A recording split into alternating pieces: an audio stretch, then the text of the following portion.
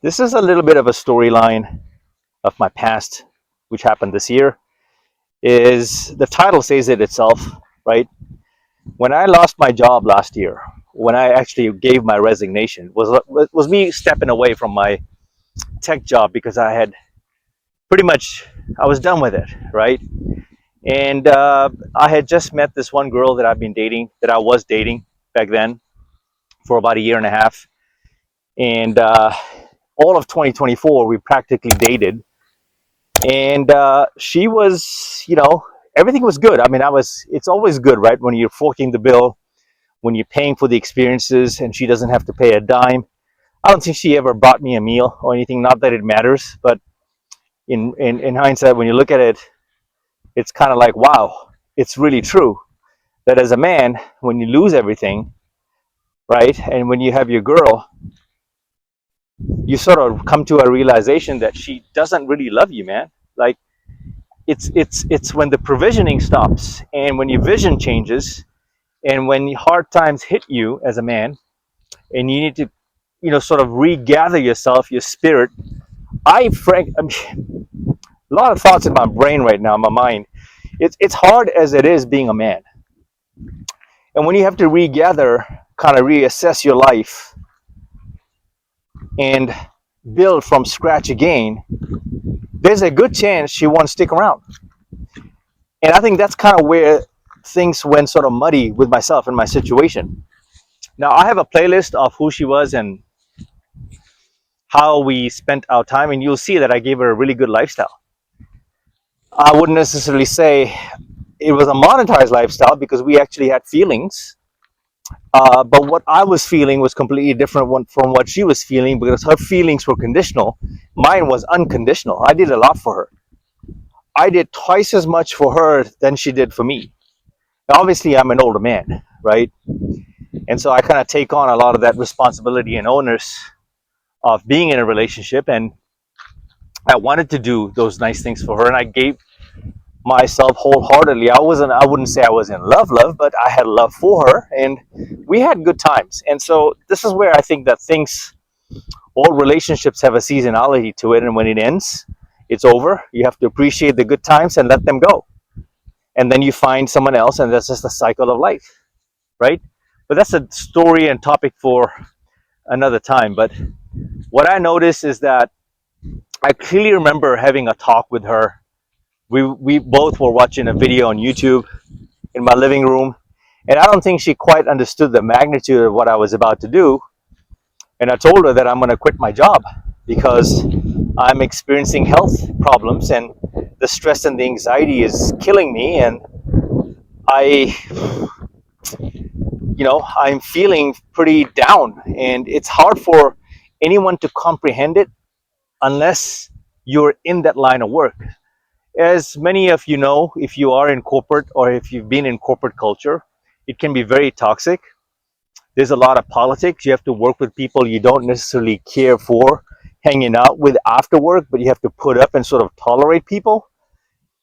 And with that toleration comes, like, you have to operate in certain guidelines within company policy, right? That there's some things you just don't say and call out, and there's just some things you just kind of have to take a hit on, and curb your ego, and you have to put on this mask. We all have masks at work, right?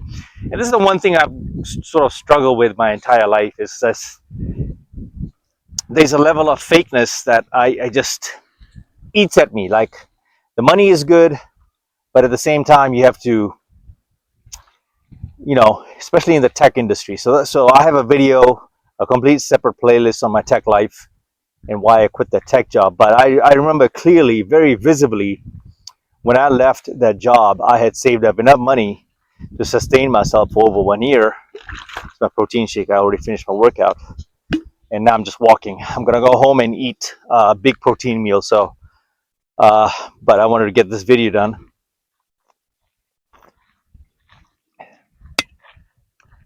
Man, that memory is very, very still. All of this happened this year. The breakup, walking away from the job, and then earlier this year, midway through the year, I landed a job in banking, right? So I'm back in the banking industry. That has its own stress, different kind of stress.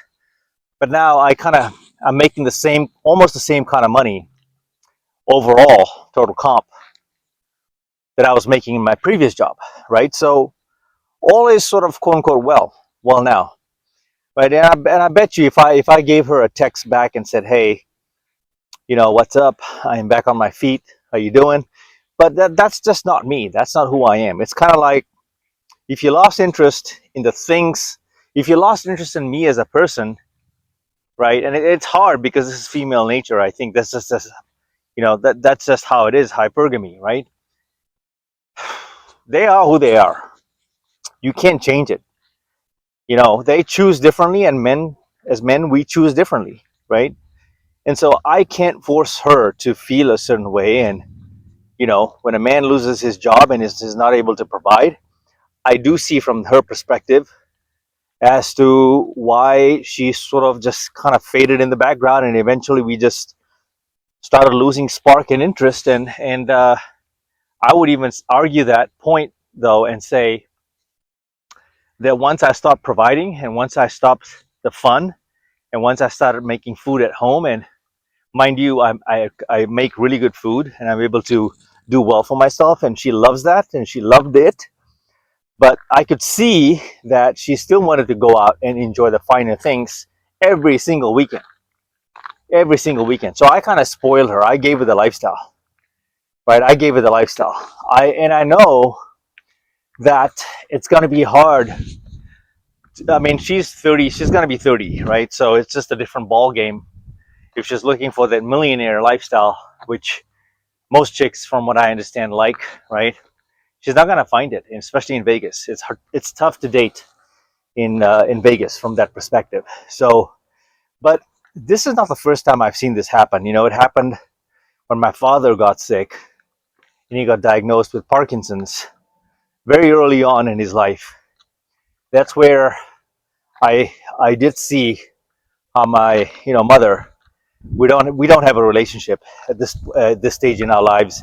I cut it off, and whole different playlist there. You can check those videos out on my playlist, Parkinson's and all of that, right? I talk about that too. Um, I saw how the love, quote unquote, the love for my father gradually declined, and she was no longer uh, interested in what we had and what my father had done, had provided, the house we built, the provisioning.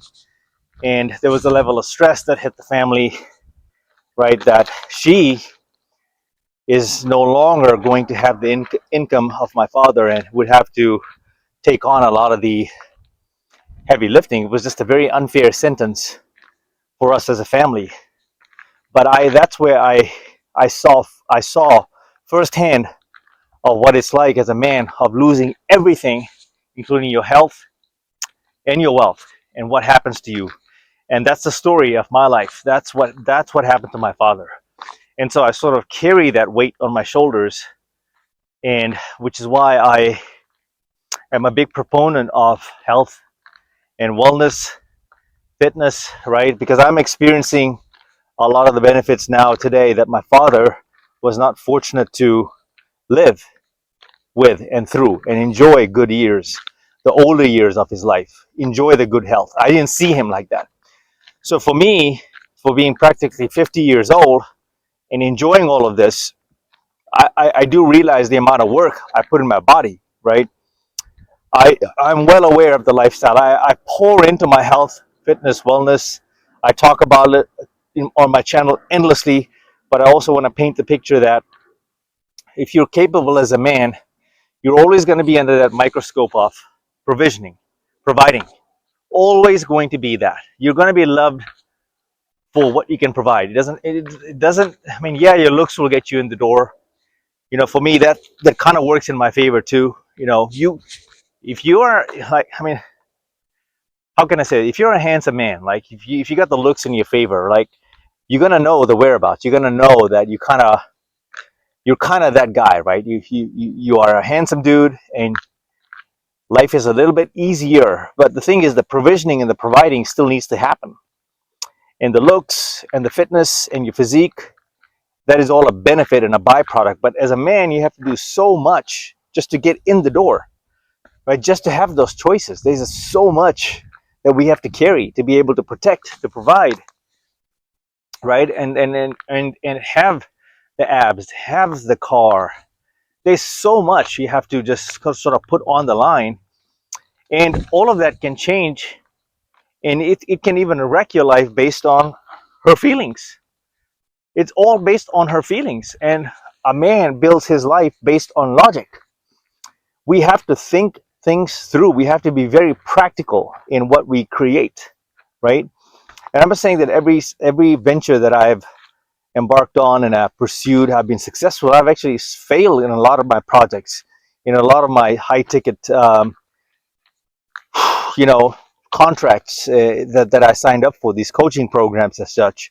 It hasn't worked out too well like I thought, except for the faceless channels that I'm running as well. And even that, right? That takes work, that takes money, investments, right? And so as a man, you're always evolving, you're always trying to find an avenue and create multiple income streams. And right now I have a 9-to-5 job, and it's paying me decent money. And I'm trying to get this channel, but more so my faceless channels, really trying to get that consistent income flow. So I haven't quite figured it out. So I'm saying all of this is that you kind of, as a man, you it's okay for you to have a period in your life where you have no girlfriend, no distractions. It's almost cheaper, to be honest. Like, it's very efficient, especially in this climate where inflation is eating at everyone's pockets, right? And so I made a funny video too after my breakup earlier this year that I saved. I'm pocketing about an extra $1,200 every month, of not going out and whining and dining my girlfriend, right? That's kind of the money that I was spending on I mean, if you think about it, that's once a week. We're out, including the Uber, drinks, and everything for the both of us, right? That's about $300, $200, heck, $400 a weekend we're spending, having a great time, right? And I had no issues doing this. This is that she didn't hold up her end of the bargain. And the cost, I knew that at some point, this is kind of how it is as a man. You have to, I mean, she's gorgeous. She's a Colombian girl, right? And some of these Colombian girls are really demanding. But I was able to kind of balance her out with my personality and calmness and things I've achieved, and she respected it. But that respect was short-lived. When I gave my notice, she didn't like it. She liked the money that I was making, but she didn't like what it entailed to get that money, if that makes sense. So there was and I'm still undergoing a lot of stress at work, but I came to realize at this age even that that's the journey of a man. We have a hero's, journey, as they say, the conquering, right? From zero to hero. We've all seen Sylvester Stallone, the Rocky movies. This is why it resonates with us men, is that we build it from scratch and we see the seeds, right, blossom into something beautiful. It's a journey that we have to take as a man. So are you finding yourself in that kind of a situation where you've lost your job, you've got some health issues that have popped up, right? And you've seen the change in your girlfriend, or your significant other, your wife in some cases, right? I just gave you, a couple of stories about my personal life, family background, and my, recent relationship experience as well, that ties all of this together. And I don't think I'm the only one going through this.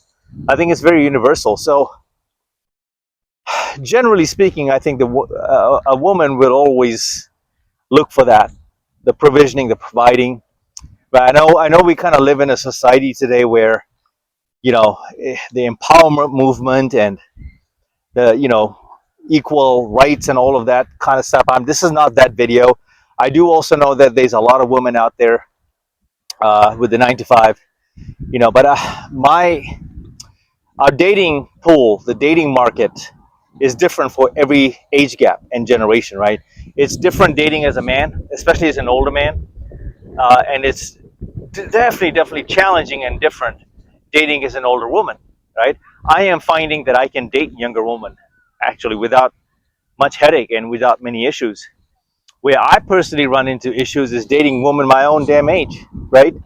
So I would say anyone that's over 35 and over, we sort of butt heads and we're stuck in our ways. But I tend to date younger, and that's just kind of what it is. I don't go around looking for it, it just happens naturally, and I roll with it.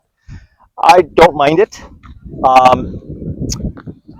You'd be surprised how some of these, younger girls are also, I find them that they're reasonably well behaved. So anyway, that's a video for another time as well. But I know I drifted off there on a tangent, guys. Um, I wanted to at least come out and get one video done today for the week. And as I'm wrapping this up, I'm just completely impressed with this iPhone 17 Pro Max.